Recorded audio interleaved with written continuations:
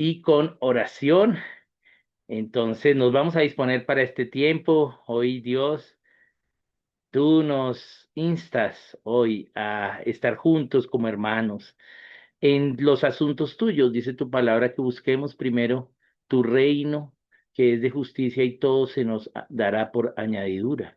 Y hoy estamos buscando tu reino, Dios, porque eres tú quien nos has citado hoy a entender algo acerca de tu reino, en este caso, cosas que se oponen a tu reino, y poder entenderlo y poder llevar este conocimiento a otros para prevenirnos de estas acciones del mal. Hoy nos disponemos a ti, Espíritu Santo, a tu ministración, a tu señorío, Señor Jesucristo, y a tu voluntad, Padre. Oramos en tu nombre, Señor Jesucristo. Amén. Entonces, bienvenidos. Entonces, tenemos nuestra sesión del día de hoy. Hoy acá en Colombia es lunes festivo. Entonces, hay algunos hermanos que no van a estar presentes hoy, pero pues queda la grabación. Sara también está fuera de la ciudad, entonces me pidió el favor de que iniciase y cuando ella llegase pues se va a conectar.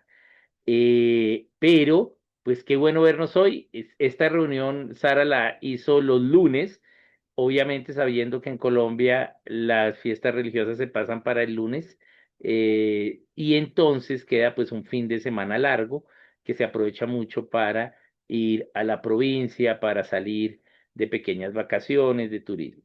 Entonces, pero pues era preferible eso a los demás días porque los demás días ya tenemos más compromisos, mientras que el lunes es el día que menos compromisos tenemos, todos. Entonces, pues bueno, vamos a vernos aquí hoy, así sea festivo en Colombia. Yo sé que en los otros lugares no es festivo, pero vamos a continuar con nuestro tema acerca de el ocultismo. Entonces vamos a continuar con el ocultismo. ¿Qué nos dice Dios de ello? Ya hemos visto dos sesiones. La primera vimos lo que era la cristiandad, definimos un poquito lo que era el ocultismo. La segunda hicimos un ejemplo de lo que vamos a ver con las demás a través de la masonería y la francomasonería. Y hoy vamos a ver algunas de estas eh, prácticas ocultistas. Y lo primero que vamos a recordar es que a veces podemos confundir estas prácticas ocultistas con prácticas religiosas, pero son diferentes. Bien, ya hicimos acá con Sara un mes también de cristiandad, cristianismo y sectas religiosas e ideas religiosas. Bien, donde vimos las ideas religiosas equivocadas, ¿sí? Pero aquí estamos viendo aunque en algunas se trata de buscar a Dios, pues no es la religión, sino básicamente son prácticas en contra de Dios a través del ocultismo, cosas que claramente la palabra pues nos prohíbe. Bien, bien, entonces vamos a ir iniciando con nuestra primera señal, nuestra primera parte. Entonces voy acá a compartir pantalla y vamos a mirar esta parte del ocultismo. Bien, y voy a empezar entonces con la astrología. Y acá también tengo que hacer un recorderis de que también acá con Sara hicimos un mes acerca de las señales del cielo. Bien, y es como la Biblia sí nos habla a través de las señales de los astros. Bien, entonces vimos cuatro sesiones cómo la Biblia habla, cuál es la forma de la astrología correcta, ¿sí? Y cuál es la forma pagana, la vamos a ver ahora. Entonces, por eso acá ustedes ven en el título astrología pagana, ¿bien? Y ahí, y eso qué quiere decir? Pues que hay una forma de astrología que es bíblica, ¿bien? La sesión anterior. Yo sé que eso a veces resulta como así que hay una forma de astrología bíblica, ¿bien? Pero le recomiendo ahondar en la palabra respecto a las señales del cielo y vimos cómo la Biblia sí nos habla, sí nos muestra los tiempos a través del cielo ¿sí? Pero tenemos que verlo a la manera de la Biblia, ¿bien? No es para la adivinación, ¿bien? Bien, entonces vamos a mirar la astrología pagana y horóscopos, ¿bien? De todas las prácticas ocultistas, ¿sí? Si las ponemos en qué tanto ocultismo tienen, pues esta sería la más suave de todas. ¿Mm? Bien, pero claro que es ocultista esa adivinación, ¿sí? Pero pues vamos a ir de lo menos hacia lo más, ¿bien? Entonces, ¿qué es la astrología? Viene del griego revelación de las estrellas, lo que revelan las estrellas, el conocimiento de los astros, ¿bien? De lo que revelan, ¿bien? Y su forma pagana es una adivinación que interpreta las posiciones de los astros, ¿bien? Y también eh, esas posiciones y esas relaciones entre sí, entonces son una forma significativa en la vida de las personas, de un acontecimiento, de algo que suceda o algo que vaya a suceder o de cualquier cosa en el tiempo. Bien, esa es la forma pagana, es una adivinación a través de la interpretación de los astros. No es la comprensión del mensaje de Dios a través de los astros que no requiere adivinación, ¿sí? Porque es supremamente obvio y sencillo. Bien, bien. Entonces difiere de la astrología bíblica, que son las señales en el cielo de parte de Dios para la humanidad. Permítame que como acá en este usé mucho el Dios pequeño con minúscula, yo creo que acá el corrector me lo volvió a poner en minúscula. Ahora sí. De parte de Dios para la humanidad y de la astronomía, la cual es el estudio científico del espacio y de los astros. A diferencia de la astrología, que quiere decir la revelación o lo que revelan las estrellas, ¿sí? La astronomía, que viene de nomio, viene de orden, viene de cuentas, viene de números, es como los cálculos para el estudio de los astros. Esa es la astronomía. Bien, bien. Entonces, vamos a pasar aquí. Veamos también horóscopos, porque se llama astrología pagana y horóscopos. O sea, una parte de la astrología pagana son los horóscopos, pero los horóscopos es lo más conocido de la astrología pagana. Entonces viene del griego horóscopos, que quiere decir el que observa el tiempo, observador del tiempo. Bien, es la interpretación de la influencia en las personas respecto de su fecha de nacimiento bajo las posiciones de la luna y los planetas, ¿sí? En relación con las 12 constelaciones del zodiaco, ¿sí? Constituyendo así los signos del zodiaco. Los signos del zodiaco es algo que la Biblia nos habla, ¿sí?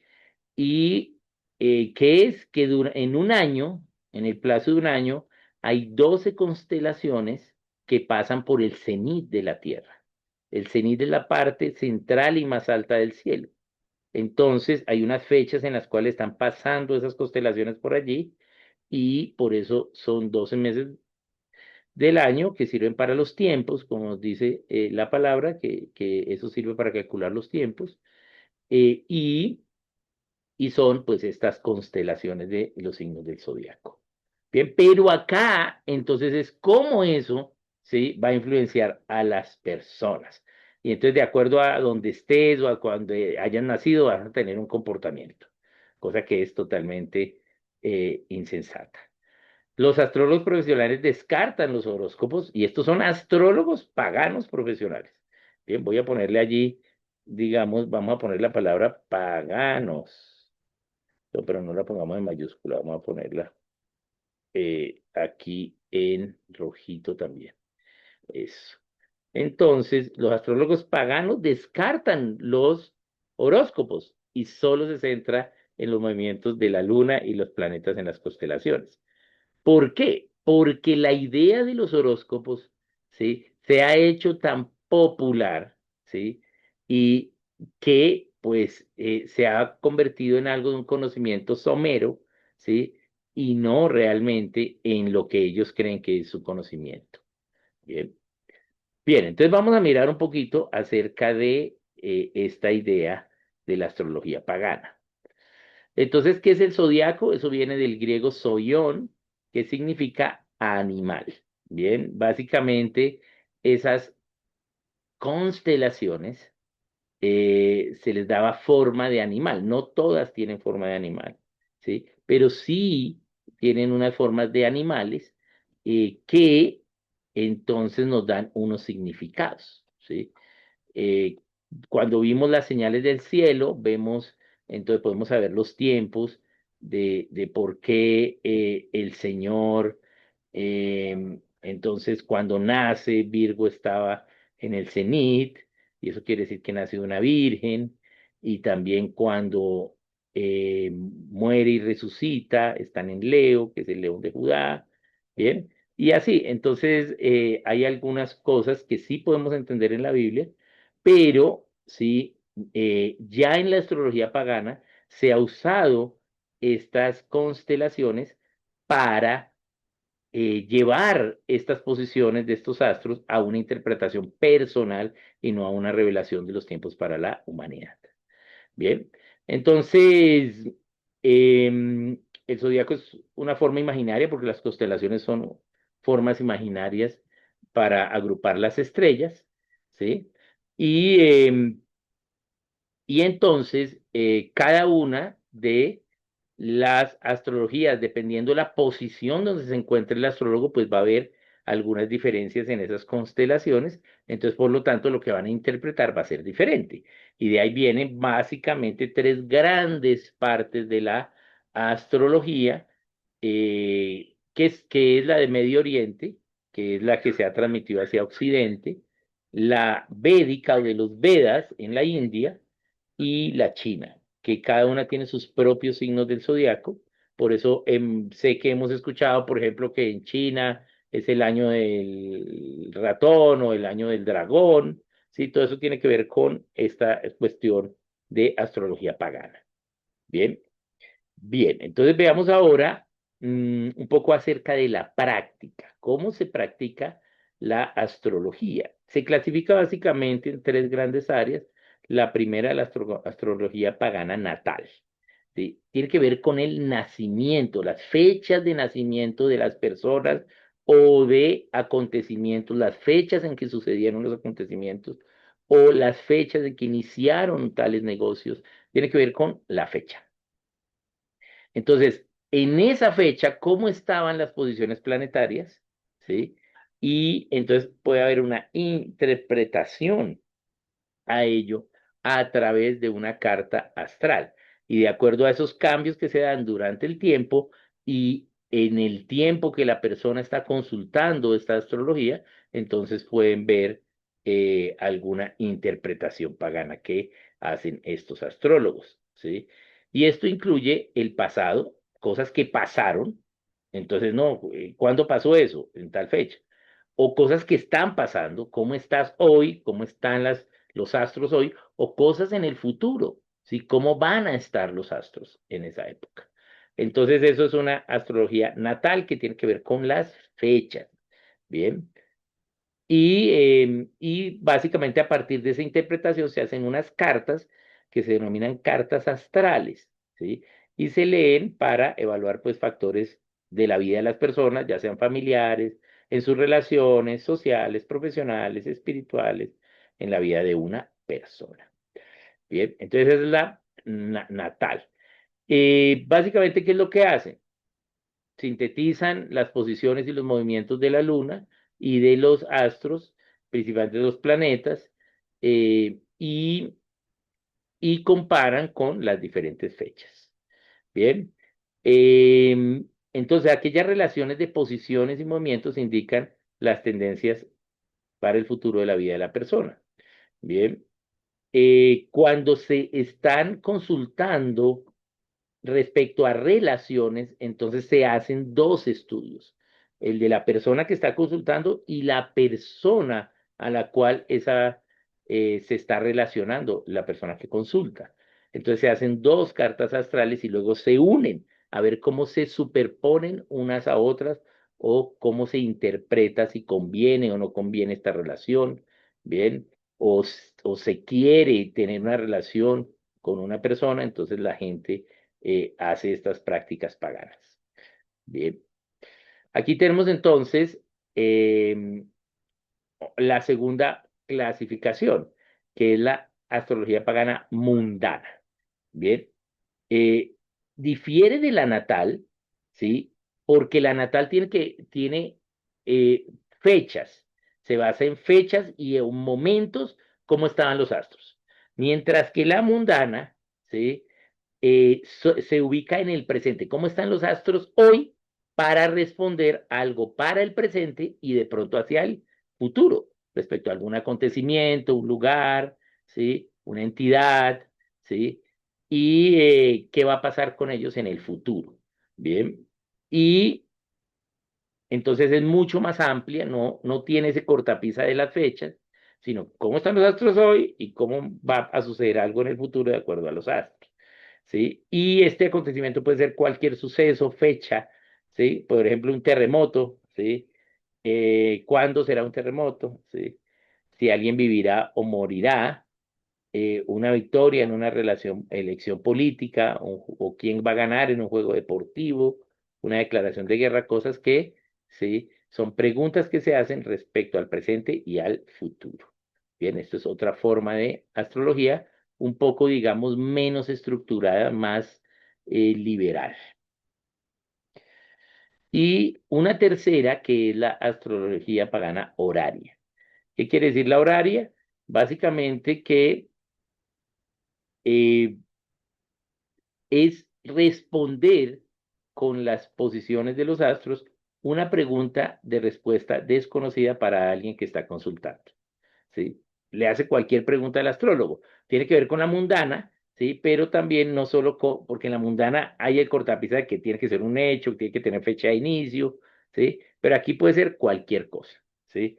No necesariamente es para saber el futuro, puede ser para un hecho del presente o para un hecho del pasado. Es la que se llama horaria. Bien.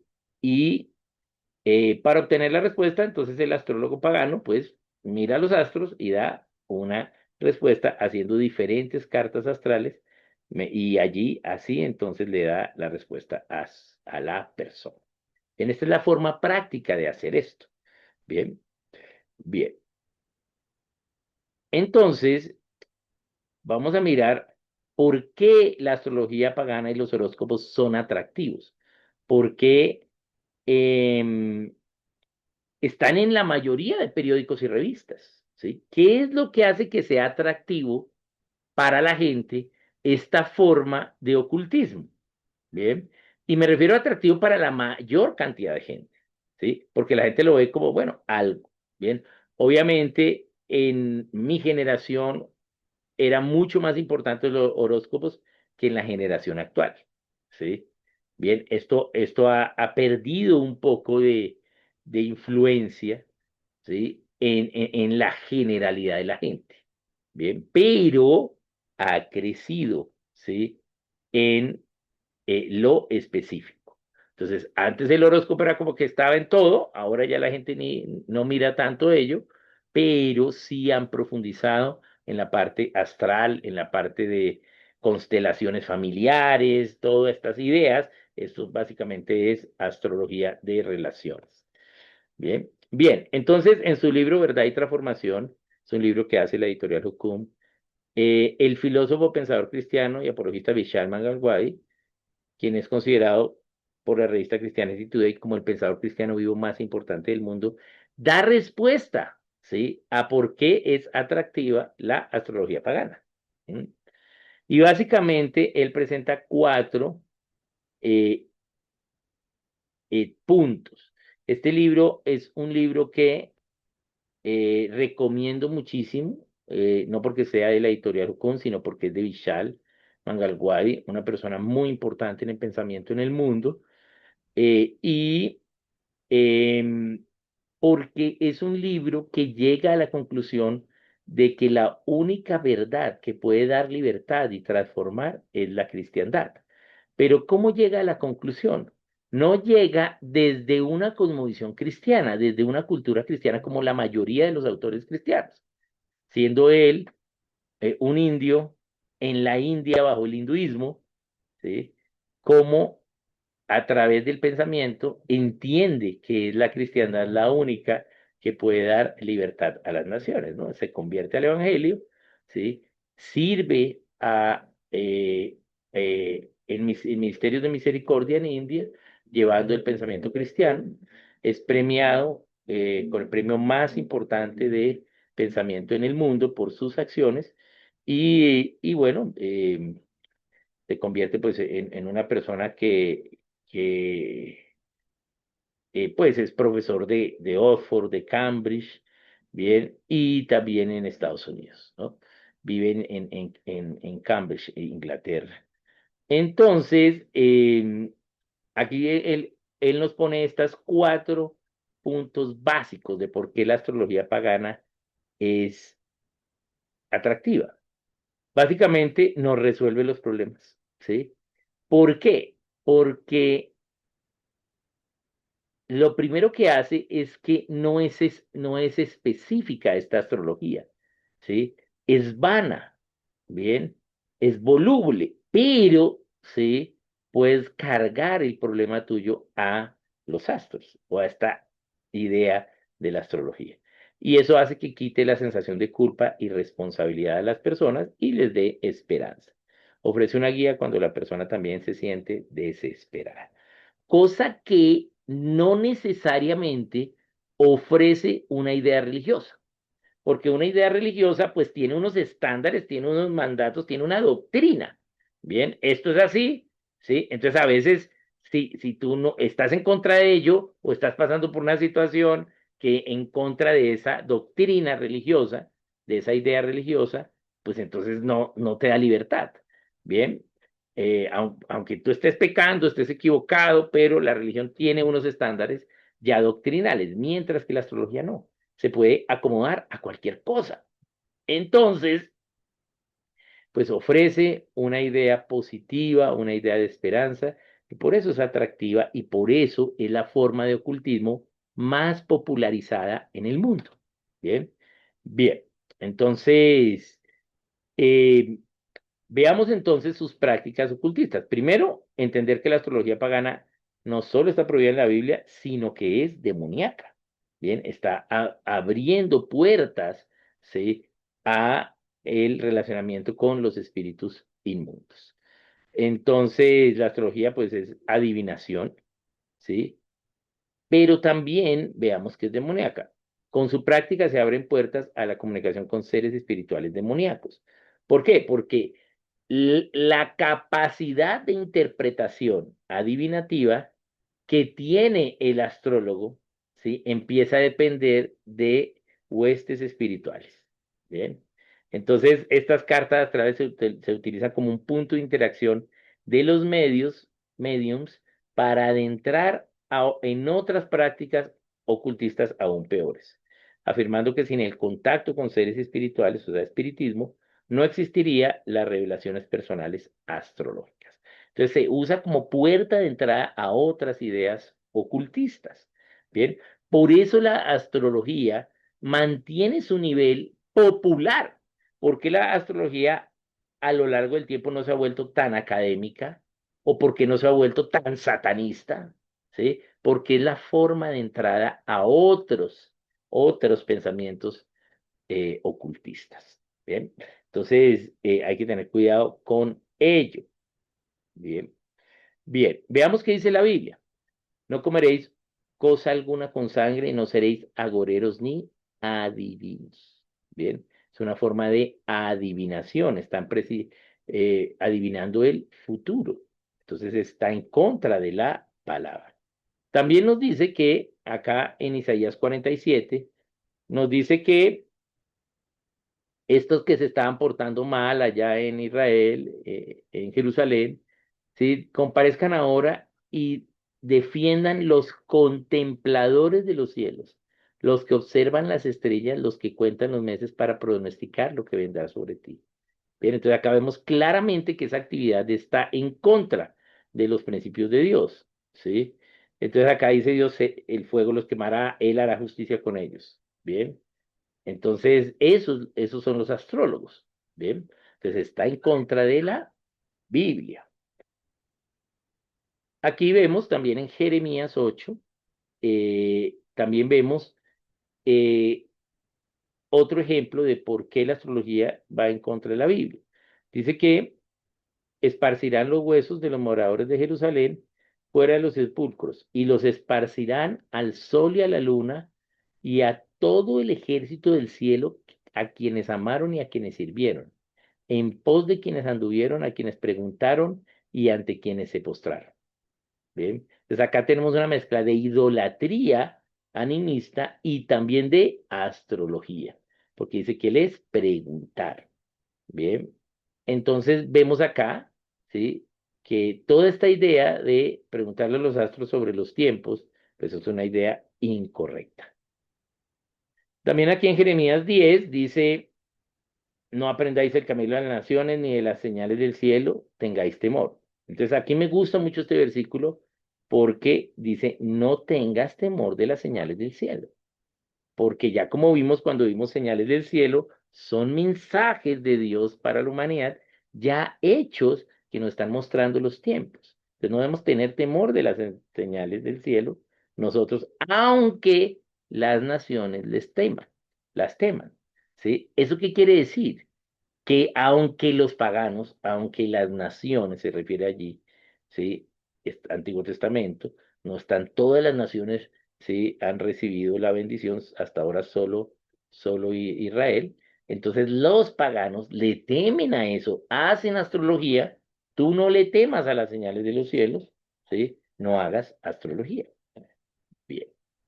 Y por último, este que quise incluirlo completo, yo sé que es un pasaje largo, porque es Daniel 2 del 1 al 20, pero es la interpretación del sueño de Nabucodonosor que se le olvidó el sueño. Recuerden que Nabucodonosor sueña algo, sabe que fue un sueño importante, pero se le olvidó el sueño. Eso nos pasa a muchos, ¿cierto? Se nos olvidan los sueños. Entonces él le dice, ¿a quién? Llama a los caldeos, que eran los astrólogos, ¿sí? Y les dice que le digan cuál fue el sueño y que se lo interpreten, pero los caldeos dicen, pero ¿cómo vamos a hacer para interpretar? ¿Sí? Dinos el sueño y así lo podemos interpretar. Entonces él dijo que no, que les dijera, ellos dijeran el sueño que tuvo y se lo interpretasen. Entonces ellos respondieron, los caldeos, no hay hombre sobre la tierra que pueda declarar el asunto al rey, y además de esto, ningún rey, príncipe ni señor preguntó cosa semejante a ningún mago, ni astrólogo, ni caldeo. Por esto el rey mandó que matasen a todos los sabios de Babilonia. ¿Mm? Uno de esos sabios de Babilonia era Daniel. ¿Mm? Y se publicó el edicto de que todos debían morir, y buscaron a Daniel y a sus compañeros, Ananías, Misael y Azarías, para matarlos, porque ellos eran sabios, ¿sí? En Babilonia, ¿sí? No eran astrólogos paganos, ¿sí? Eran sabios y conocían las señales del cielo, ¿sí? Recuerden que después de esto, Nabucodonosor nombra a Daniel como príncipe de todos los sabios cuando Daniel interpreta el sueño, ¿sí? Y forman una escuela, ¿sí? Para entender las señales de los cielos, no una escuela de astrología pagana, sino una escuela para entender las señales de los cielos de parte de Dios. Y esos, ¿sí? Un tiempo después, ¿sí? 600 años después, van a venir esos alumnos de esa escuela, esos estudiantes de esa escuela, a través de esos 6 siglos, a entender la señal de la estrella de Benel y a buscar a el rey, al Señor Jesucristo. Bien, y ellos eran unos magos, eran zoroastristas. Esta escuela que hace Daniel es la escuela Zoroastro, no el zoroastrismo actual, que es una desviación, ¿sí? De esto, sino era una escuela zoroastra, que ¿qué quiere decir? ¿Sí? El estudio correcto de los astros. Bien, bien. Entonces, esos son los magos que van a buscar al Señor. Bien. Entonces ellos sabían porque entendían los tiempos, cuándo debía venir el Salvador, y por eso lo buscaron, ¿sí? Entonces aquí, pues estos astrólogos no saben, no pueden responder, van a matar a todos, incluyendo a Daniel. Entonces Daniel entró y pidió al rey que le diese tiempo, él prudentemente habló, ¿sí? Y le dijo que él le iba a mostrar el sueño y la interpretación, ¿sí? Y Le dijo a sus compañeros que oraran a Dios para que Dios les revelara, ¿sí? Ello. El secreto fue revelado a Daniel en visión de noche, por lo cual bendijo Daniel a Dios. Entonces Daniel recibió el sueño y la interpretación, se la dijo eh, a Nabucodonosor, y Nabucodonosor entonces lo nombró jefe y príncipe de todos los sabios. Bien, entonces, ¿qué vemos? Que la astrología, ¿sí? Pagana no pudo, pero sí las señales del cielo dadas por Dios. Sí, sí pudieron. Bien. Bien, entonces ahí vemos la astrología pagana. Ahora vamos con uno siguiente que es la cábala. Bien, la cábala está muy de moda, se ha popularizado mucho. Bien, eh, ahora usted va a la feria del libro y no, en cada pabellón hay un stand de cábala. ¿Sí? Bien, para promover sus ideas. Bien, entonces, ¿qué es la cábala? Entonces, acá vemos, ¿sí? ¿Qué es la cábala? Significa recibir, haber recibido un mensaje. Es una forma de misticismo judía mezclada con prácticas ocultistas griegas y orientales. Bien, que data del siglo XII en Europa. Básicamente, ¿en qué se basa? ¿Mm? En la idea del árbol de la vida y el árbol de la muerte y relacionan esas ideas con el orden de Dios dado a través de todo mediante las letras del idioma hebreo. Y esas letras a su vez se relacionan con algunas ideas filosóficas orientales y griegas, como por ejemplo acá en la imagen estamos viendo el árbol de la muerte, bien, allí, y está relacionado con algunas letras hebreas y con los elementos fuego, agua, aire y tierra, que es la cosmovisión griega. Bien, entonces vamos a mirar un poco esta idea misticista judía, que ha crecido mucho a través de la idea, ¿sí? De los ritos, la recuperación de los ritos judíos, muy especialmente impulsado por las ideas judeo-mesiánicas o por la idea del judaísmo mesiánico. Bien, bien. Entonces, el judaísmo mesiánico está incorrecto, porque si hay un judío que cree en el Mesías, que es Cristo, pues se vuelve que es cristiano, no sigue siendo judaísta mesiánico. Bien, bien. Entonces, veamos la cábala. La cábala tiene que ver entonces con números y con letras, ¿sí? Y cómo las letras del alfabeto hebreo y los números tienen unas relaciones de orden y entonces a través de ello yo voy a saber qué decidir y eso es la cábala, ¿bien? Y por eso se denomina cábala a cualquier cosa que nosotros hagamos en un orden específico para producir algo. Por ejemplo, en el fútbol está muy popularizado algunas cábalas que entonces que se pone la camiseta tal para que ahí siempre gane o que hacen cualquier rito, cualquier acto. Eso es hacer un orden específico para que se produzca algo. Esa es la idea de la cábala. Bien, entonces este grupo inicia en 1912. Finales de los 1800 y inicios de los 1900 fueron muy importantes en el mundo para el desarrollo del ocultismo, básicamente porque se dieron tres grandes conjeturas de pensamiento, ¿sí? Ya esta era la tercera generación, ya una generación totalmente discipulada bajo la idea de la evolución, ¿bien? Pero además, eso había traído una crisis espiritual, porque si Dios no existe, entonces la religión es mentira. Ahora, entonces, eso hace un boom de la búsqueda espiritual sin el Dios divino, ¿sí? Sino a través de lo espiritual que va a denigrar en el espiritismo. Entonces, vamos a ver que en varias de las ideas espiritistas se iniciaron hacia finales de los 1800 e inicios de los 1900. Entonces, el Centro Mundial de Cábala fue fundado en 1912 en Jerusalén, ¿sí? Pero quien la estructuró como una práctica ordenada y le dio un alcance fuera de Israel, fue Straga Gruberger, más conocido como Philip S. Berg en 1969. Bien, considerado como la autoridad mundial más importante de la Cábala. Entonces, la Cábala, aunque empezó en 1912, fue algo de los rabinos judíos. Bien, algo de los rabinos básicamente fue como la recuperación de esta idea que tenía el sumo sacerdote de manera interpretativa pagana a través de lo que tenía el sumo sacerdote como el Urim y el Tumim. ¿Sí? Recuerda que la Biblia habla sobre el Urim y el Tumim, que era dos bolsitas que tenía el sumo sacerdote debajo del pectoral, ¿sí? Del efod, ¿bien? Que a veces se utilizaba para consultar a Dios, ¿bien? Entonces, ellos recuperando esta idea, entonces la hacen ya no como Urim y Tumim, sino a través de las letras o el orden o los diferentes órdenes del alfabeto hebreo y los números. Bien, bien, y esto es lo que se considera como la Cábala. Bien, entonces su texto más importante es la Zohar, es el libro del esplendor. Es una colección de 22 volúmenes de escritos y comentarios en griego y en arameo sobre la Torá. Entonces, ¿qué ha sucedido? Estos son unos comentarios sobre la Torá hebrea que se vuelve, ¿sí?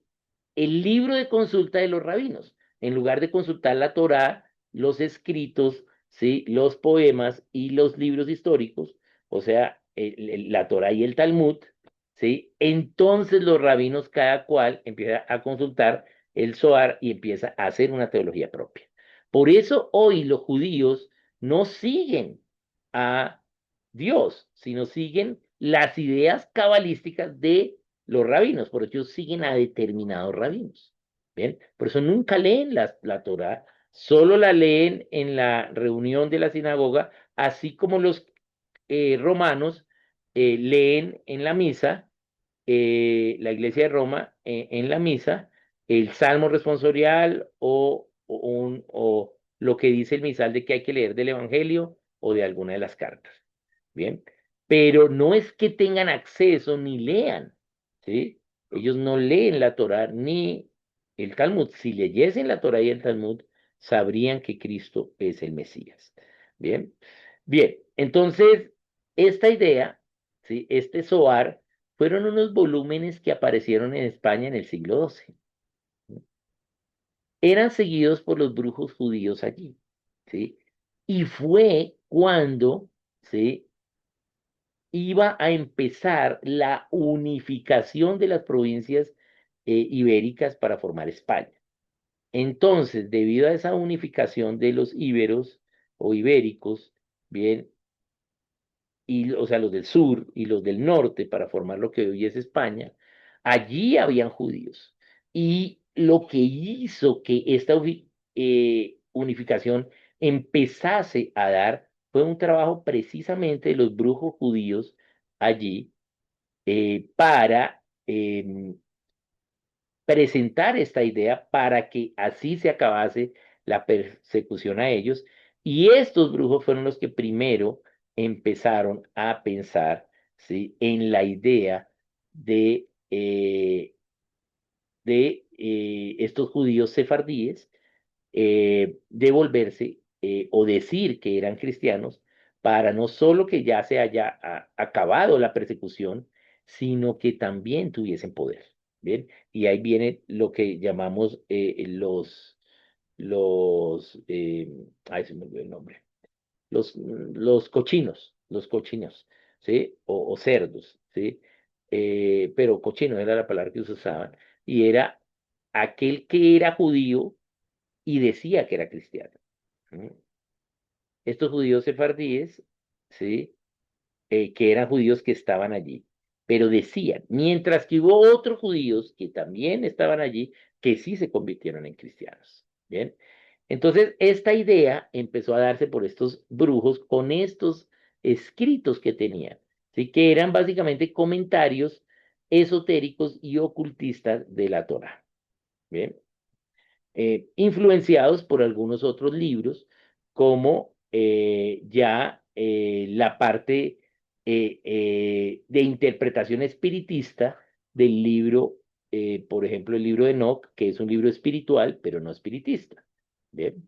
Entonces, de allí empiezan a haber varias desviaciones y entre esto, pues tenemos estos volúmenes del Zohar en España. Bien. Y también, pues tienen otros escritos como los libros de Berger, El poder de la Cábala, los 72 nombres de Dios, ese Dios sí va en en minúscula, Tecnología para el alma y Las ruedas de un alma. Bien, tal vez el más conocido, El poder de la Cábala y Tecnología para el alma. Bien, ¿qué han hecho estas personas de la Cábala? Son personas que han tenido varias estrategias y una de estas estrategias que la narran en su libro Tecnología para el Alma tiene que ver con el uso de la tecnología y cómo la podemos interpretar con la Cábala. Bien. Entonces, sus doctrinas son diferentes al judaísmo y a la cristiandad. El ser supremo es llamado Ein Sod, sin límite o el eterno. Prácticas cabalísticas hay hoy en Latinoamérica, en Colombia, en las ideas judaizantes, ¿sí? Después, después de pandemia, ha habido un gran incremento en las ideas judaizantes. Se ha puesto de moda ser judaizantes. La gente ahora habla, ¿sí? De Dios, ya no diciéndole Dios, sino le dicen el Eterno. Eso es una práctica cabalística. Bien. Eh, este Dios no se puede conocer, nombrar ni escribir, es infinito. Bien, el eterno. Bien. Y su idea de Dios es que éste se revela por medio de 10 emanaciones o manifestaciones llamadas los sepirots. ¿Sí? Estos ilustran aspectos masculinos y femeninos, como 10 puntos en el árbol de la vida. Tanto el árbol de la vida tiene 10 emanaciones y el árbol de la muerte también tiene 10. Bien. Entonces, estos 10 puntos son diferentes emanaciones de este Dios eterno que no podemos conocer. Entonces, las 22 letras del alfabeto hebreo fueron usadas para crear todo.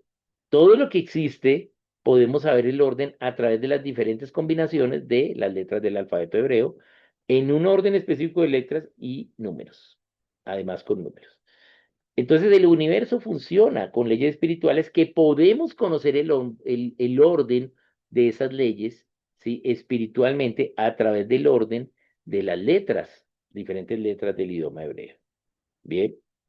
Eh, y todo lo que pasa es voluntad de Dios, por lo tanto nosotros podemos conocer la voluntad de Dios en el futuro a través del estudio de las leyes, del orden de las letras del hebreo relacionada a cualquier cosa.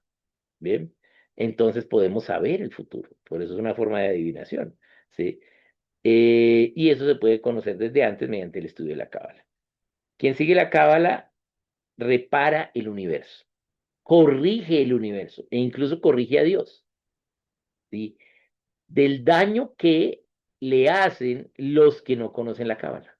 Los que no conocemos la cábala le hacemos daño al universo y a Dios. Entonces, los que sí conocen la cábala, al conocer el orden de los números, de las letras y los números de algún hecho, algún acontecimiento, están reparando el orden correcto del universo.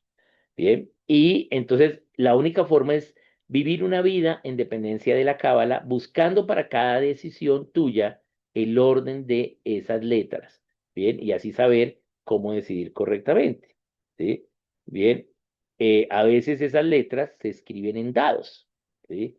Y entonces a través de los dados los van jugando y entonces ahí van sabiendo cuál es el orden de la cosa. Básicamente es una adivinación, están jugando a los dados. Bien, bien. Em, ellos creen que cada persona tiene una chispa del creador porque puede conocer el orden de las letras y los números hebreos. Entonces, el hombre puede seguir el camino de esas 10 emanaciones de Dios y trepar el árbol de la vida hasta llegar al Edén y estar con Dios. Bien. Entonces, el mal no es una cuestión moral, sino que es violar el orden del universo prehecho por Dios a través de el orden de las letras y los números hebreos. Bien, creen en la reencarnación, por lo que el contacto con espíritus del pasado, ¿sí? Les puede revelar el orden para tomar decisiones.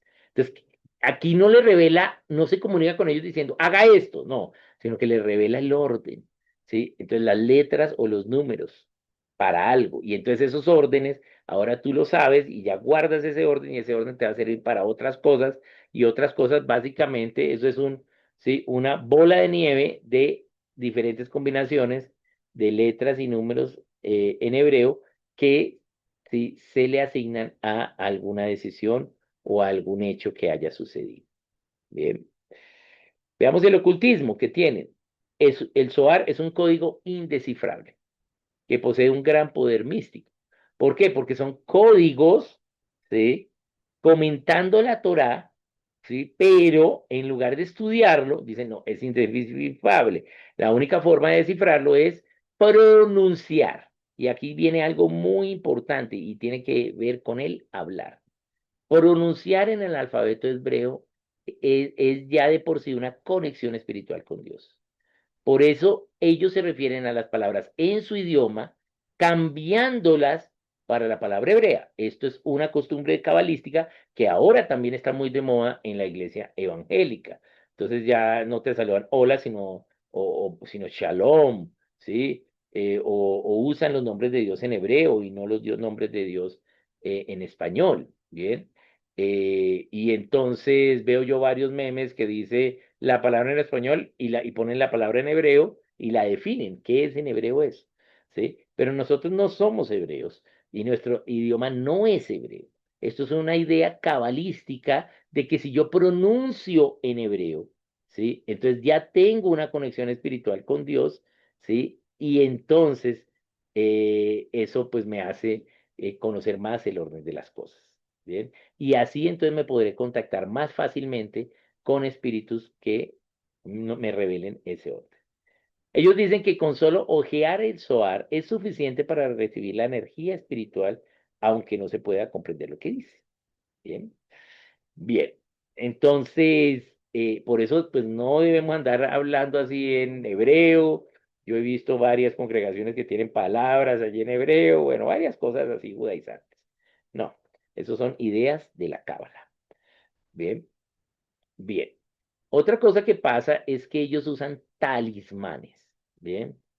Y esos talismanes y todo lo que ellos escriben en negro y rojo, porque ellos consideran el color rojo de la protección, ¿sí? Entonces usan talismanes como lazos rojos o manillas en las muñecas y brazos. ¿Ustedes han visto políticos con muchas manillas en los brazos?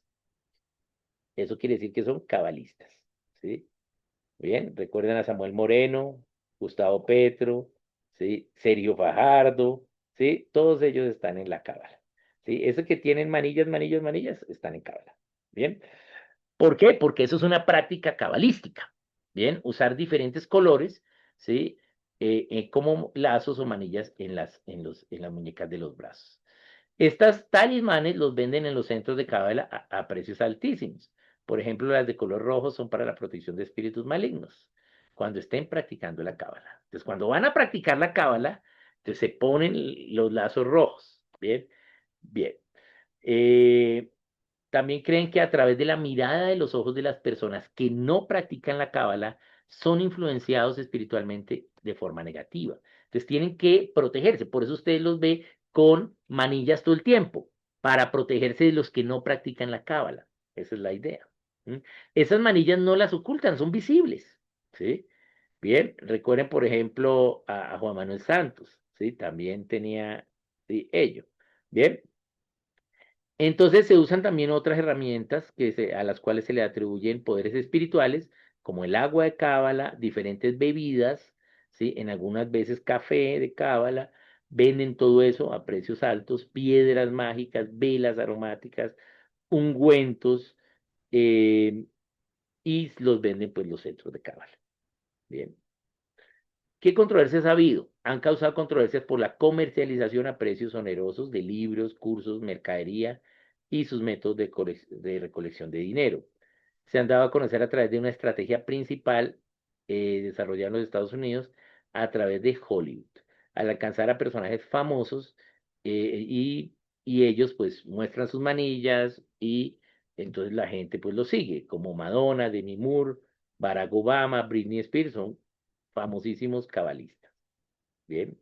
En Colombia, reconocidos cabalistas son Juan Manuel Santos, Samuel Moreno Rojas, Sergio Fajardo, Gustavo Petro también, ¿sí? Pero estos son como más fuertes, ¿bien? Recuerden Samuel Moreno que ya murió, él tenía muchas manillas, ¿sí?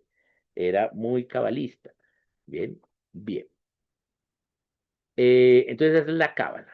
Entonces eso lo vemos, está muy de moda. Hay que tener cuidado con la pronunciación en hebreo, ¿sí? Importante ello, ¿sí? Es mejor en nuestro propio idioma. Bien, Orden Rosacruz. Veamos acá los Rosacruces. Esta es una sociedad ocultista, digamos que ha existido hace mucho tiempo, pero que aunque tiene prácticas ocultistas, ha logrado tener un poquito de nivel de independencia ante todo lo que ha sido el movimiento ocultista en la historia. Bien, no puedo decir que son los buenos ocultistas porque el ocultismo no es malo, o sea, es malo totalmente, ¿sí? Pero dentro de lo que hay, claro que son ocultistas, pero no en lo que hacen, sino en su forma como han estructurado esta orden, pues no han estado en todos los escándalos como los otros. Entonces veamos acá a los Rosacruces. ¿Mm? La Orden Rosacruz es una práctica legendaria, se fundó en 1614 en Europa y basado en las prácticas ocultistas de Valentín. Bien, bien. Y ellos iniciaron gran número de órdenes en Europa y luego llegaron a Estados Unidos, siendo ahora pues lo más grande en los Rosacruces en Estados Unidos, en California. Bien. Y cada reunión, cada orden Rosacruz tiene un nombre específico. Entonces, por ejemplo, la más grande del mundo, que es la de San José de California, se llama Antigua y Mística Orden Rosacruz, AMORC, ¿sí? Y las diferentes órdenes rosacrucistas han declarado tener cientos de miles de miembros en más de 100 países. Es una orden secreta, una sociedad secreta. Entonces acá vemos los Rosacruces, ¿sí? Se basa en una rosa y en una cruz, ¿sí? Y se basa en el misticismo, ¿sí? Dice Antigua y Mística Orden Rosacruz, ¿sí?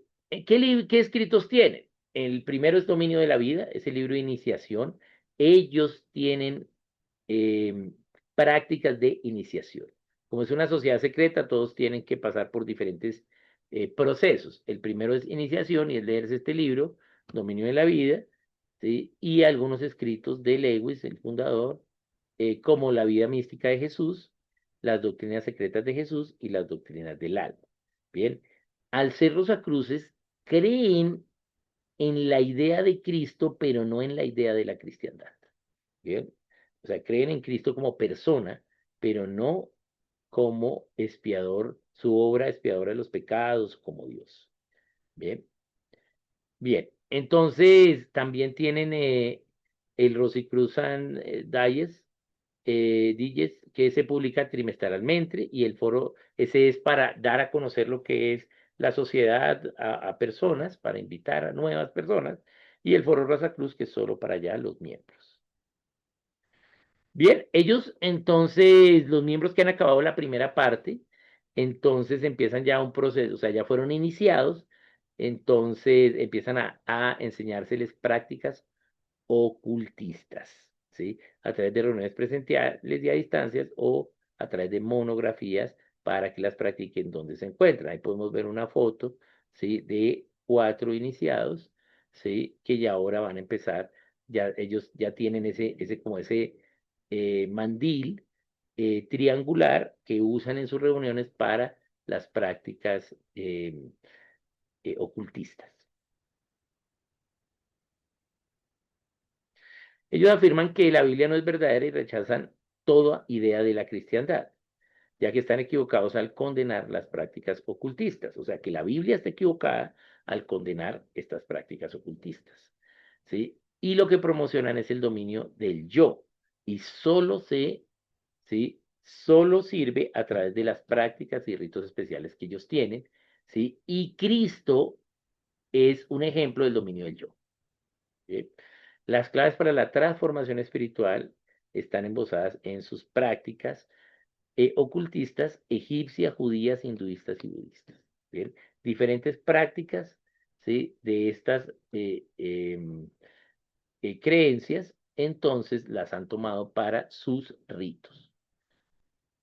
Ellos usan técnicas mentales de meditación y también el pensamiento positivo. Eso de que visualícelo y se convierte, eso es una idea rosacrucista, ¿sí? Eso viene de los rosacruces, ¿sí? Eh, para convertir sus deseos de prosperidad, felicidad, salud, paz en realidad. Creen en el karma, el cual se presenta por haber dejado alguna práctica o rito. Si tú dejas alguna práctica, entonces te va a pasar el mal, vas a tener el karma. ¿Sí? También creen en la reencarnación, por lo que se contactan con espíritus de los muertos, ¿sí? Que les revelan conocimientos para ser cada vez mejores maestros de la hermandad blanca de maestros altamente evolucionados. Bien, esos son los que son los maestros de la Orden Rosacruz. Practican la necromancia, es decir, la magia negra, el misticismo, desarrollos de poderes psíquicos como la telepatía, telequinesia, clarividencia, clariaudición, proyección psíquica, deseos futuros para obtenerlos en la realidad. Emplean espejos, inciensos, velas aromáticas, hierbas, pócimas, antifaces, máscaras, ¿sí? Y dados con letras y otros números. Bien, a estos últimos los consideran el orden correcto de la cábala. Bien, entonces ellos dicen, no, la cábala a veces está mal, este es el orden correcto, y nuestros dados son los mejores. ¿Sí? Eso es, eso es. Eh, tienen similitudes con la francmasonería en su organización. Es decir, realmente es al revés. O sea, la francmasonería se basó en el rosacrucismo, ¿sí? Y por eso cambió la masonería, que fue lo que vimos la sesión anterior, ¿sí? Ambos funcionan como logias, inician miembros, tienen un sistema de grados, creen tener la sabiduría antigua, predican la unión de todas las religiones y el ocultismo, ¿sí? Se cree que la masonería francesa se convirtió en franco-masonería por la influencia de las ideas rosacrucistas. Bien, también tiene influencia mutua la masonería, los rosacruces y la teosofía. Bien, que la vamos a ver más adelante. A su vez, también tiene similitudes con la cábala judía, en especial con la interpretación de la dependencia del mundo espiritual de los muertos para la toma de las decisiones que cada persona toma. Entonces, estos rosacruces están más guardados, no son tan populares, ¿sí? Pero pues llevan mucho tiempo y han sido base para otras ideas ocultistas.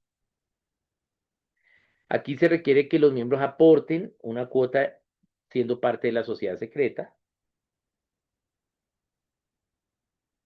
y captan a través de sus recursos en sus prácticas de iniciación para que haya nuevas órdenes en otros lugares, también captan dinero así.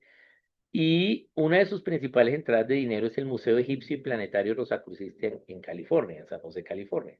Es un museo turístico que eh, le ingresan millones de dólares, ¿sí? Y es un gran mecanismo de ellos de financiación.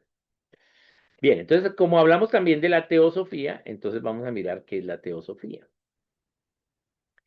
La teosofía viene del griego teosopos, que quiere decir uno que es sabio acerca de Dios, o sea, la sabiduría de Dios. ¿Mm? Este es un movimiento esotérico iniciado por Helen Blavatsky, que fue influenciada por el rosacrucismo, ¿sí? Bien, y ellos empiezan en 1875 con Henry Steele Olcott en Nueva York. Henry Steele Olcott se cree que era un rosacrucista, ¿bien? Entonces se enamora de Madame Blavatsky y entre ellos hacen lo que es la teosofía. Bien. Entonces, 4 años después, perdón, se mudan a India, ¿sí? Donde la teosofía empieza a tener un gran crecimiento porque llega a India con una idea de la sabiduría divina ancestral de la India, ¿sí? Pero de forma ordenada. Entonces tiene unos métodos, tiene una metodología, hay que hacer esto primero, luego esto, y eso le gusta a la gente en India. Entonces ellos crecen bastante, volviéndose una fuente de información de la sabiduría antigua para Occidente. Bien, esa es la teosofía. Y luego se conoce más como la teosofía trascendental. Acá vemos este libro de Elena Blavatsky y vemos cómo em, ellos tienen bastantes simbologías, bien, tienen bastantes simbologías. También fueron muy amigos de la idea nazista. Entonces ustedes van a encontrar la esvástica nazi en varias cosas de su ocultismo. Bien, algunos de sus escritos, La doctrina secreta de Helen Blavatsky, Sin velo, eso es 1877, quedó mal, La clave de la teosofía y publican la revista Sofía cada mes. Sostienen que las enseñanzas de la sabiduría antigua las indican las religiones egipcia, griega, cristiana, gnóstica, budista, todas las religiones. Enseñan todas las religiones la misma verdad, ¿sí? Pero que fueron corrompidas por la estructura organizacional religiosa. Por lo tanto, los escritos más sagrados, que son los Vedas hindúes, más antiguos, contienen las verdades esenciales y los otros parte de la idea central. Es decir, la teosofía se basa en la idea hinduista, ¿sí? Pero es una idea hinduista ocultista, ¿sí?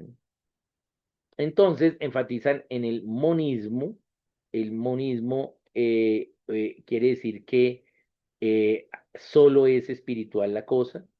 Hay reencarnación, hay yoga, hay evolución de la conciencia y adivinación.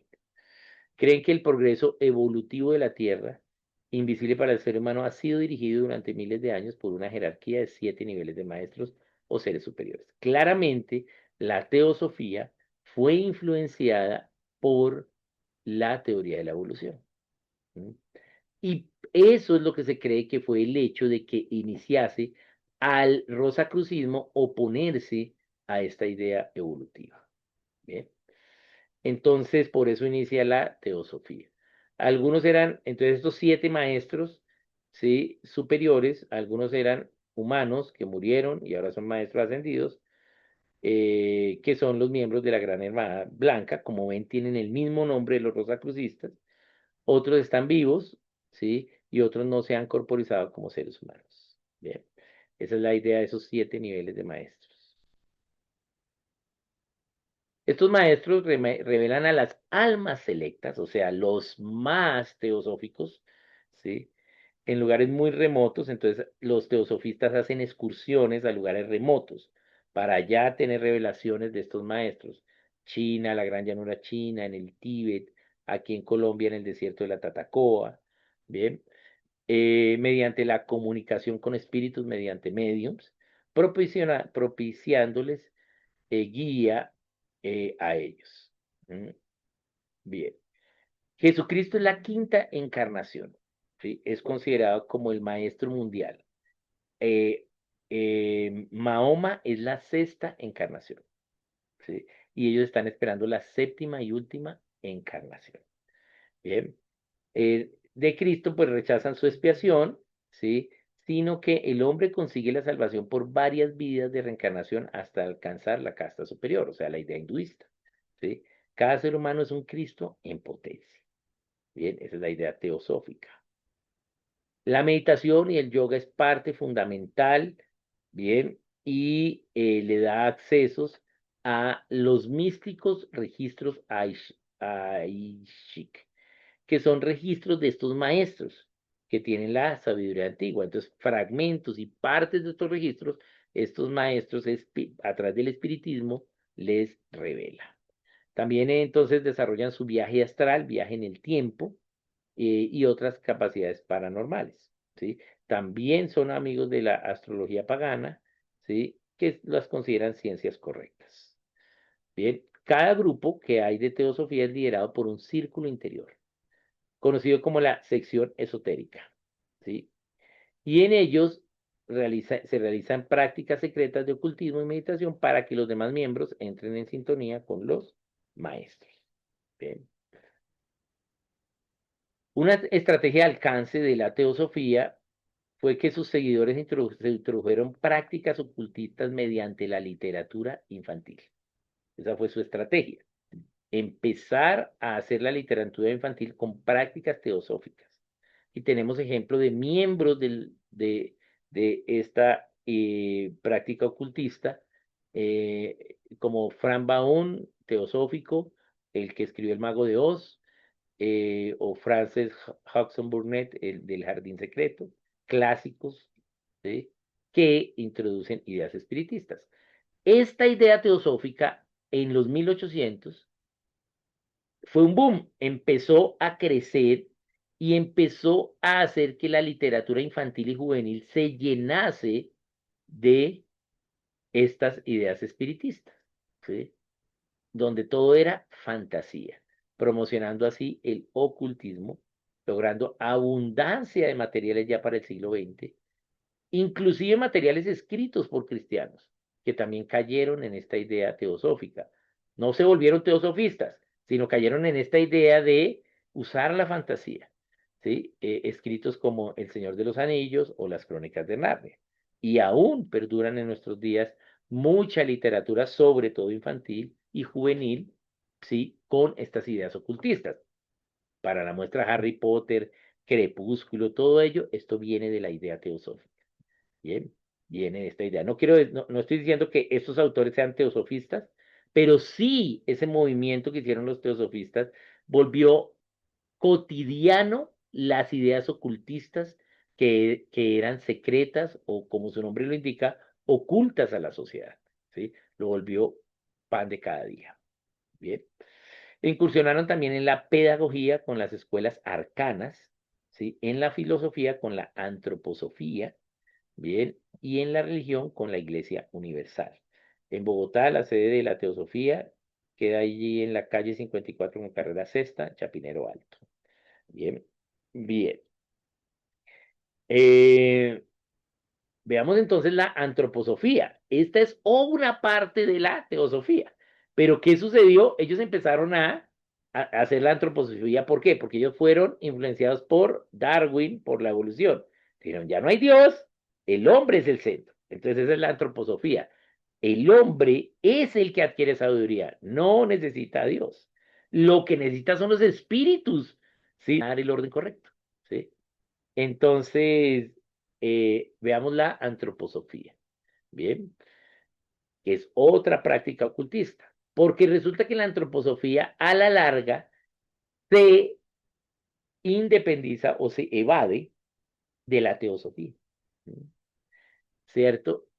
Eh, Uno de los medios teosóficos que había, que era Rudolf Steiner, ¿sí? Se divide de la teosofía, ¿bien?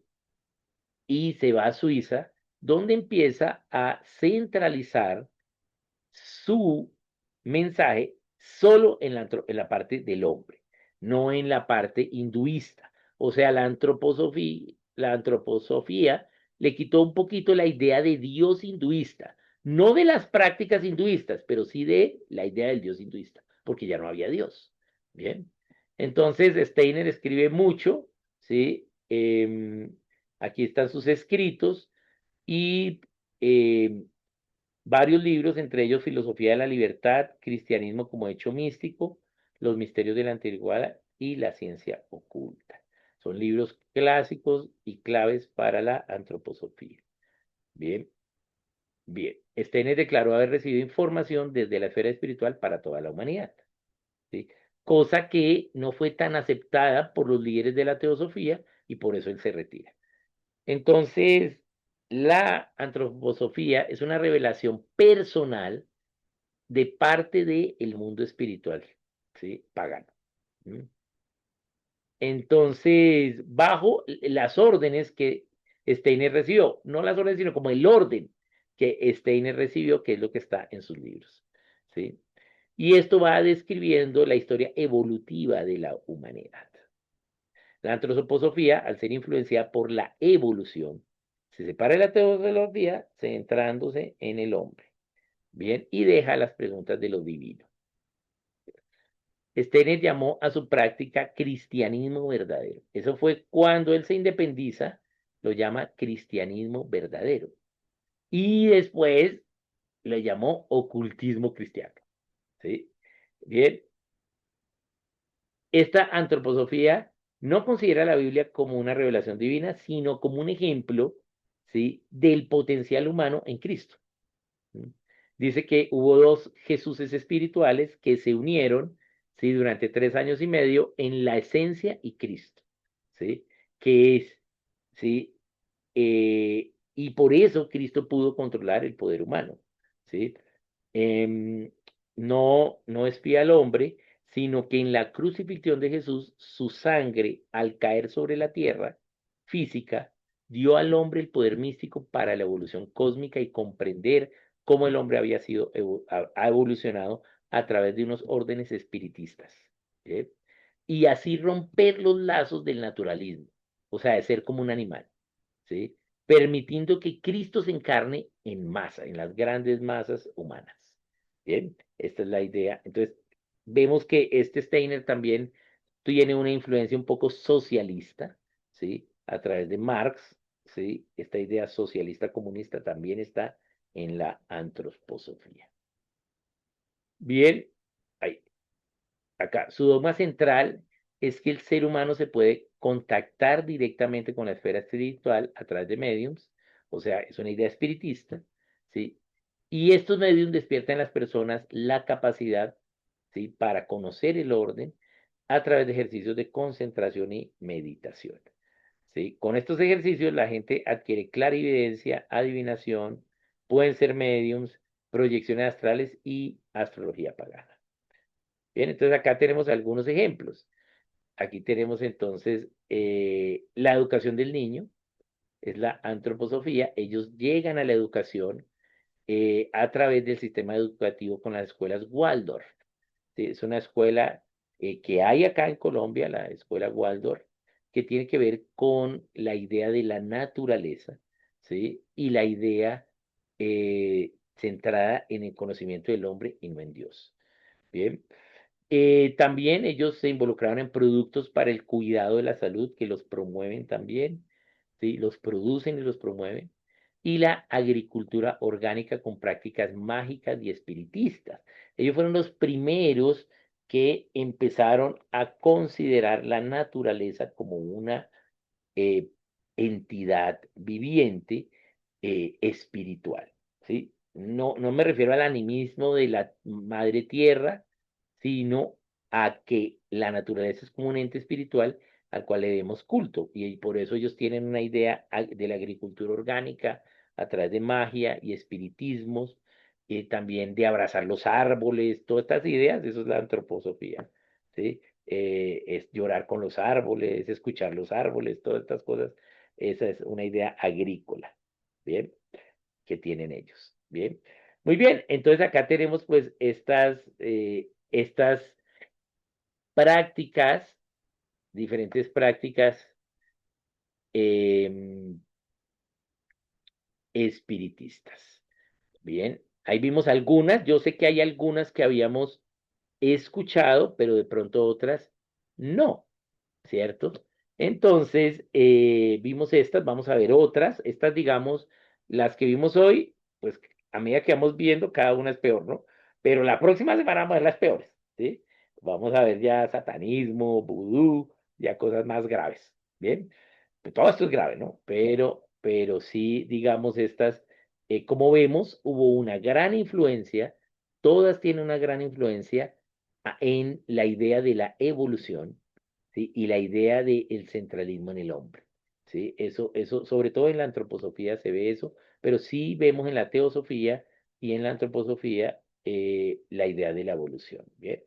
Bien, entonces veamos, entonces vamos a pasar al tiempo de preguntas, comentarios, con qué se quedan. Vamos a ir, voy a mirar aquí en el chat, y aquí tenemos a John, y dice, la decisión de mantener la guerra en la Franja de Gaza tendrá que ver con la Cábala.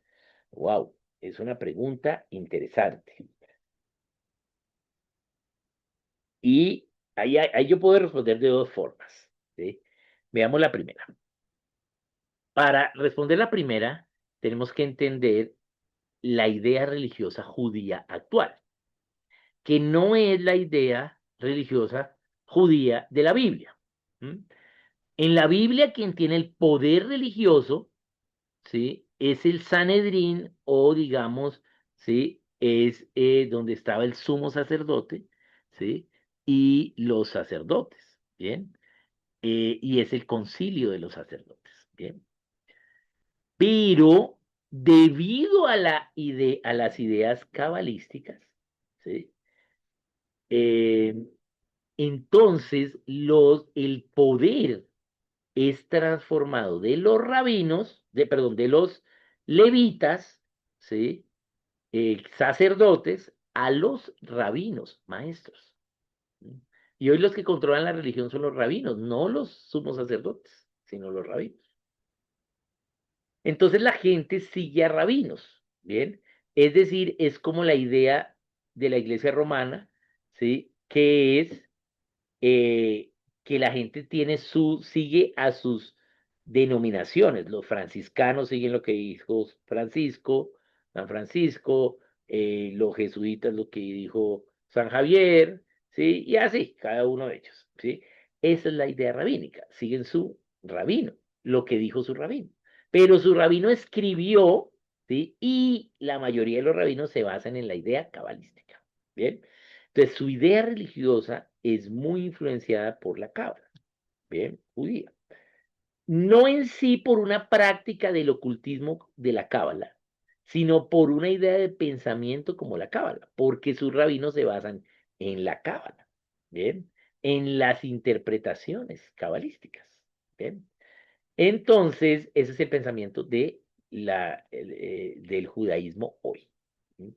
Por eso es que tenemos en Israel, pues, la mayor concentración de homosexualismo per cápita en el mundo, ¿sí? En Tel Aviv.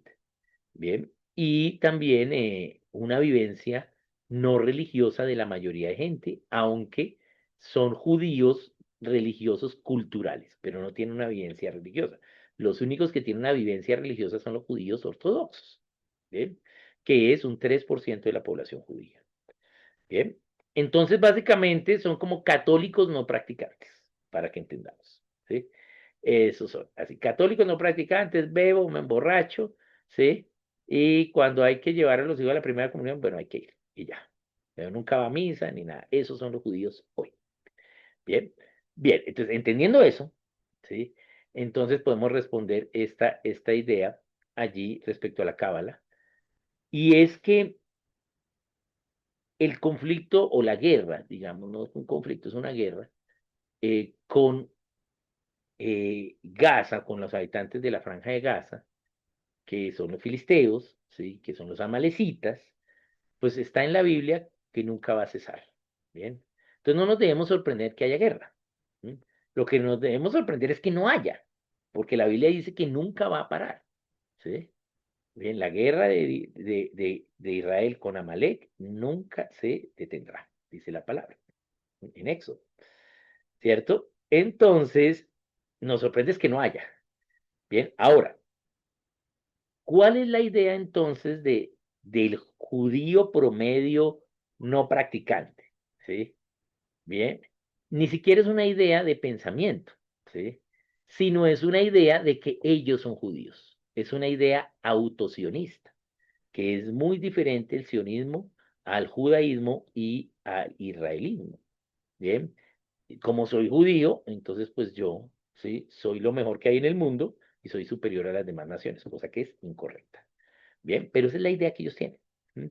Respecto a eso. Ahora, entonces, ¿y eso por qué? Por la cábala. Ellos creen que Dios usó el lenguaje hebreo para revelar al mundo el orden de todo. Y es verdad que Dios sí reveló, sí se reveló a la humanidad escogiendo una nación, ¿sí? Que fueron los hebreos, pero no por ser hebreos, sino porque Abraham obedeció, que ni siquiera era hebreo, sino era caldeo. ¿Sí? Y su hijo fue hebreo. El primer hebreo fue Isaac, ¿bien? Como tal. ¿cierto? Hebreo en sí cultural, ¿sí? ¿Por qué? Porque Eber, ¿sí? Fue un ascendente de Abraham. Y Eber fue el que hizo el idioma al cual Dios le reveló el idioma y la matemática, ¿sí? A Eber. Pero no llegó culturalmente, ¿sí? Solo esa idea cultural, ¿sí? La tuvieron ellos cuando estuvieron en la tierra para ser nación, en la tierra prometida. Bien, entonces ellos creen en esa guerra que ellos siempre tienen la razón por ser judíos, o sea, eso es sionismo, y eso es incorrecto, el sionismo es incorrecto. Pero esa es la respuesta del promedio. Ahora vamos a la respuesta a la luz de la palabra. Bien, eh, Dios da unos principios para la guerra. ¿Mm? La guerra tiene principios bíblicos, ¿sí? Dios quiere que no haya guerras, pero siempre hay la posibilidad de guerras e inclusive da principios bíblicos para las guerras. Y uno de los principios bíblicos para las guerras es que no puedes atacar a nadie, sino solo defenderte. ¿Y qué sucedió? Pues que jamás los atacó. Entonces ellos se están defendiendo, ¿sí? Pero la defensa en una guerra no es igualitaria, ¿sí? Porque quien ataca pierde el derecho, ¿sí? ¿Sí? Como tal, porque atacó, es como un animal, ¿sí? Pierde el derecho inclusive a su vida. Eso no quiere decir que vayamos y hagamos un genocidio, ¿no? ¿Sí? Pero tú a través de la guerra vas a buscar que el otro se rinda, ¿bien? Bien, entonces, pues allí, en esta guerra que está pasando ahora, pues Hamas fue el que atacó, pues Israel se está defendiendo. Ahora, ¿cuánto es la medida de la defensa? No existe en la guerra. ¿Sí? Depende, son estrategias militares, ¿sí? Pero tenemos que recordar que Hamas fue electo por voto popular en 2007, ¿sí? Por la gente en Gaza y eso hizo la división política de Palestina, ¿sí? Entre lo que es Gaza y Cisjordania. ¿Por qué Israel no está peleando con Cisjordania si hay más palestinos en Cisjordania? ¿Sí? Primer lugar donde hay más palestinos es Cisjordania, ¿sí? ¿Y por qué no hay pelea allá? Porque hay otra entidad política, ¿sí? Que gobierna. El segundo lugar donde hay más palestinos es Israel, ¿sí? Y el tercer lugar, pues, es Gaza. ¿Sí? Pero Hamas, ¿sí? Es un grupo terrorista que fue electo por la gente de Gaza. ¿Sí? Entonces, ellos tienen pues toda una preparación y un adoctrinamiento hacia el odio hacia los israelitas, porque son un grupo terrorista financiado por árabes, principalmente Irán y Qatar, ¿bien? Y pues que es una máquina de hacer dinero y corrupción, ¿sí? Y también pues tienen una ideología respecto a esa tierra, ¿no? Entonces, pues en este caso, pues estos se están defendiendo hasta que jamás se rindan, ¿no? ¿Mm? Bien, esa es la idea, ¿no? Obviamente, pues tú tienes que saber con quién te enfrentas en una guerra, no debes atacar a nadie, pero siempre debes tener las mejores armas y la mayor tecnología para defenderte si alguien te ataca. Bien, esos son los precios de la guerra, los principios de la guerra. Si quieres saber algo más sobre ello, ahí les recomiendo mi libro mío, El pensamiento bíblico, el segundo tratado de gobierno civil de John Locke, que trata un capítulo específicamente de este tema. Bien, entonces la respuesta sería, sí tiene que ver a partir de la cábala en la idea popular, pero no en la idea política. Bien, es diferente el gobierno de Israel a los judíos. Bien, bien.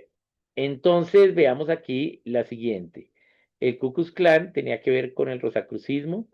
Es una buena pregunta y inclusive hay una película sobre ello. ¿Cómo se llama esta película? Ay, es una película que tiene una escena terrible. Se llamaba American Idol, creo, American algo. O Historia Americana, American History, Historia Americana, American Story. Básicamente te trataba del racismo y del nazismo, ¿sí? De un grupo de muchachos. Y, eh, y esta película lo que hace es evidenciar una posible relación entre el racismo y el Ku Klux Klan con la idea rosacrucista de la Hermandad Blanca.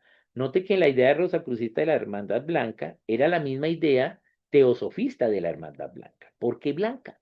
¿Sí? Porque recuerden que los teosofistas, ¿sí? Ellos apoyaron la idea de Hitler, ¿sí? Y por eso sus escuelas se llaman las escuelas arianas. ¿sí? De los blancos, de la raza aria. Entonces, esta idea, pues fue anterior en los Rosacruces. Entonces, estos Rosacruces eran racistas, dándole prioridad a los blancos, ¿sí? Y entonces dicen que hay que el Ku Klux Klan inicialmente fue un brazo de acción.